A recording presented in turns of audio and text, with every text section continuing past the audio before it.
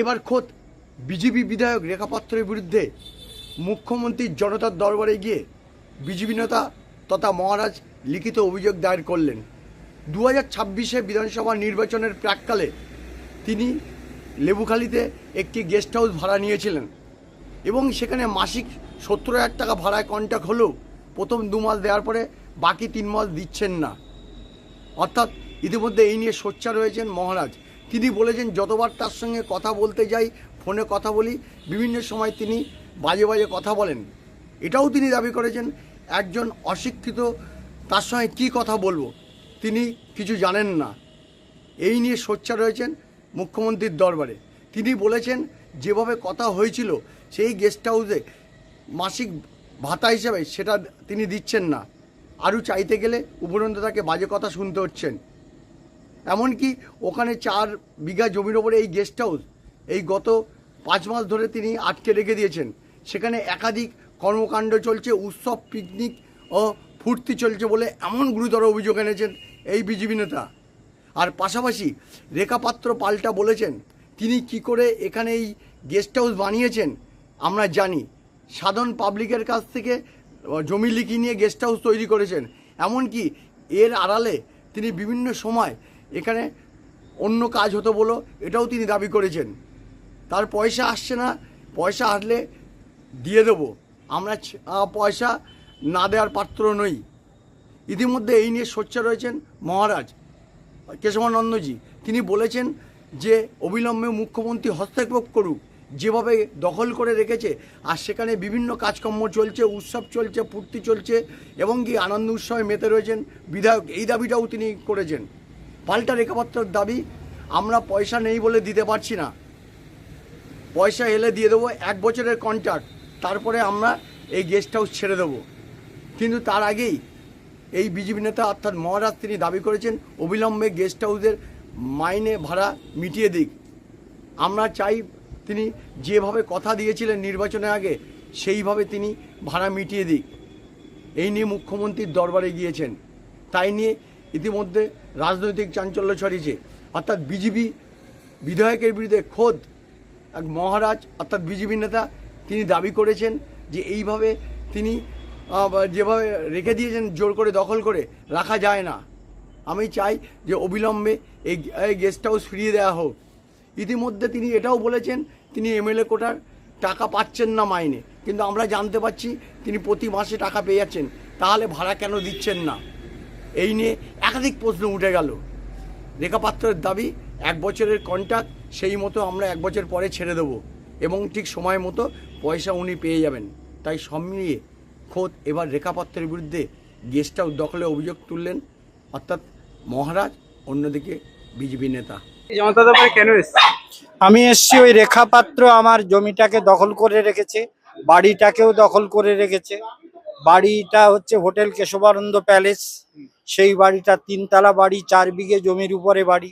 সেই বাড়ি রেখাপাত্র মানে ভোটের 1.5 মাস আগের থেকে ওই বাড়িতেই আছে, মার্চ মাস থেকে।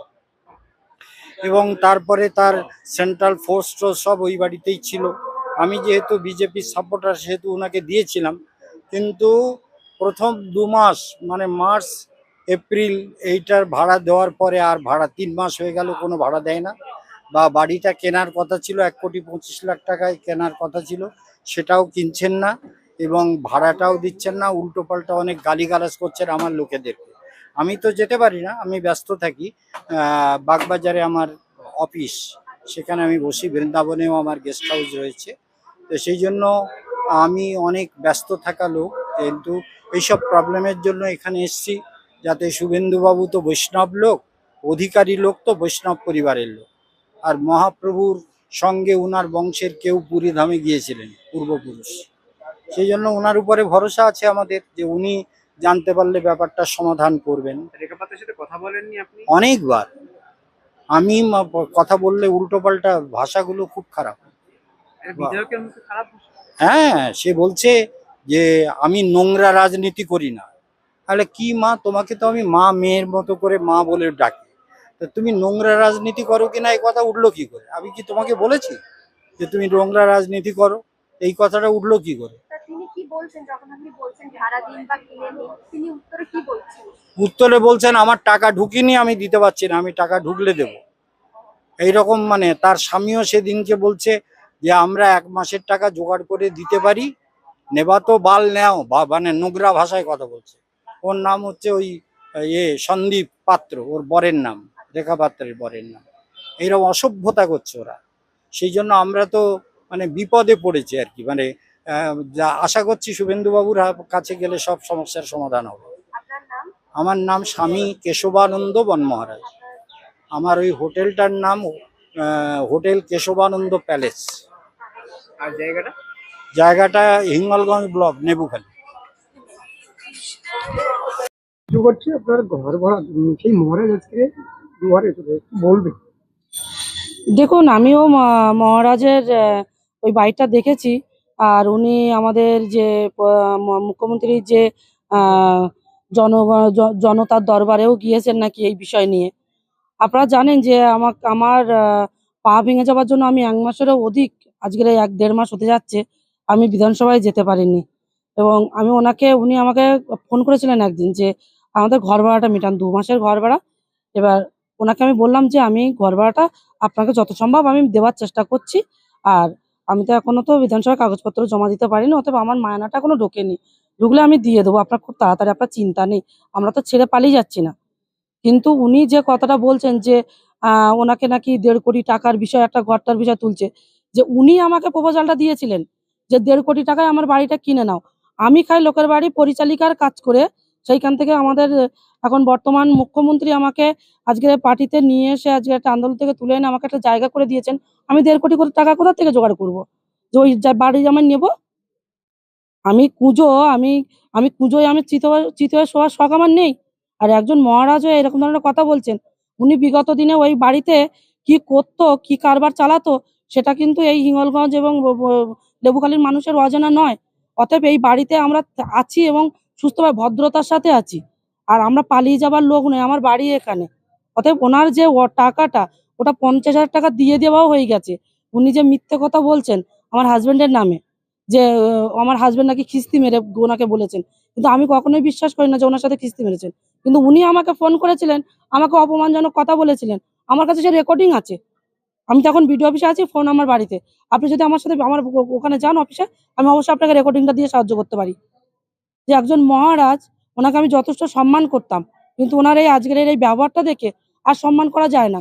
একটা গেস্ট হাউস যেটাকে আমরা পার্টি অফিস অর্থে ভারতীয় জনতা পার্টির একটা মন্দির গড়ে তুলেছি, সেই মন্দিরে উনি বিগত দিনে যে নোংরামিটা করতেন এবং উনি ভাড়া দিয়ে সেখানে বাইরের থেকে মানে কি বলবো একটা র্যাকেট চালাতেন ওখানে। পুলিশও গ্রেপ্তার করেছিল হ্যাঁ, তো তো ওনাকে উনি আমাকে যখন, আমি ওনার মেয়ের বয়সী, উনি আমার পিতৃতুল্য একজন ব্যক্তি, তো উনি আমাকে অসম্মান করলেন আজকে।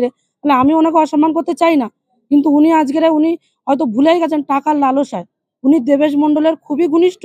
আর উনি চাইছেন যে রেখা পাত্রের নামে বদনাম করে আমি গেস্ট হাউসটা বিক্রি করব। গেস্ট হাউস কেউই নেবে না, কেননা সবাই জানে যে ওখানে কি হতো। আর মহারাজ ওটাকে বৃদ্ধাশ্রম করবে বলে ওই জায়গাটা, ওই গেস্ট হাউসটা বানায় এবং ওই জায়গাটা মানুষের কাছ থেকে সই নিয়ে উনি ওই জায়গাটায় ওই ঘরটা বানায়। তারপরেও উনি ওখানে বৃদ্ধাশ্রম করেনি, ওখানে এইসব কারবার চালিয়েছেন। আর আমি সসম্মানে ওখানে আছি, আমি পালিয়ে যাওয়ার মেয়ে নই। 10 পয়সাও যদি উনি পান, 10 পয়সা ওনাকে আমি দিয়ে যাব। আজকে উনি মুখ্যমন্ত্রীর কাছে গেছে, অর্থাৎ ভারতীয় জনতা পার্টিকে অসম্মান করেছেন, আমাকে অসম্মান করেননি উনি। কারণ আমি গরিব মানুষ, উনি ভালো করেই জানেন। ওনাকে আমি বারবার বলেছি যে আপনি জানেন মহারাজ যে আমার তো সে সমর্থন নেই, অতএব আমি আপনার টাকাও আমি মেরে খাবো না। আপনি এইটুকু ভরসা আমার উপর রাখতে পারেন। মানুষ টাকার লালসায় কতটা নিচে নামতে পারে, সেই দিক থেকে আমি গর্বিত যে আমি এই টাকার লালসাটা আমার মনে নেই। একজন মহারাজ, একজন সাধু সন্ত হয়ে এত লালসা ভালো না। আমি বলতাম না, কথাটা বাধ্য হয়ে বললাম। যদি আমার ভুল হয় সবাই আমাকে ক্ষমা করবেন। দখল করে রেখেছেন বলছে। কোনো দখলদারি নয়, 1 বছরের এগ্রিমেন্ট করা আছে। 1 বছর পরে ওনার গেস্ট হাউস আমরা ছেড়ে দেবো। তারপর ওনার গেস্ট হাউস কাকে বিক্রি করছেন, কাকে ভাড়া দিচ্ছেন দেবেন। আর ওই জায়গায় বৃদ্ধাশ্রম করবে বলেছেন, আমি দাঁড়িয়ে থেকে ওখানে বৃদ্ধাশ্রম করে দিয়ে যাবো। ওখানে